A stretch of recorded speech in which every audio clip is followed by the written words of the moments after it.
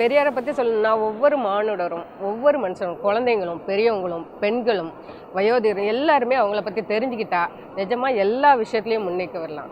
எல்லா விஷயத்தையும் நம்ம அதை சரி பண்ணி வாழ்நாளில் கரெக்டாக நம்ம எப்படி போகணும்னு நினைக்கிறோமோ அந்த லெவலில் நேர்மையாக போகலாம். நேர்மை மட்டும் இல்லை, பெண்ணுரிமை, அப்புறம் ஊழல், லஞ்சம் இதெல்லாம் ஒழிக்கிறது. பெண்ணுரிமைக்காக குரல் கொடுத்தவர் முதல்ல பெரியார் தான். பெரியார் மாதிரி யார் எந்த தலைவர்களும் பெண்ணுரிமைக்காக எதுவுமே பண்ணலை. அப்புறம் சாதி ஒழிப்பு சொல்லலாம். சாதி ஒழிப்புக்காக கரெக்டாக பேசினவர் அவர். முதல்ல எனக்கு சாதி ஒழிப்பு தான் முக்கியம் அரசியலை விட அப்படின்னு நினச்சி ஃபஸ்ட் லெவலில் வந்தவர் அவர் தான். நிகழ்காலத்தில் கண்டிப்பாக அவர் இருந்தால் மட்டும்தான் எல்லாரும் ஒழுங்கான வாழ்க்கையை கொண்டு போக முடியும். சரியாக கொண்டு போகிறதுக்கு மட்டும் அவர் மட்டும்தான் தேவை. நிகழ்காலத்தில் அரசியல் ரொம்ப மோசமாகிக்கிட்டே வருது. ஃபுல்லாக இந்த இந்தியாவிலே பார்த்தோன்னா, இந்தியா லெவலில் பார்த்தோன்னா அரசியலை பார்த்தனாலே சிரிப்பு தான் வருது. அவர் வாழ்க்கையை புரிஞ்சுக்கிட்டாலே போதும். அடிமைத்தனம், கொத்தடிமை எல்லாத்தையும் நீக்கணும்னு நினச்சவர் அவர் தான்.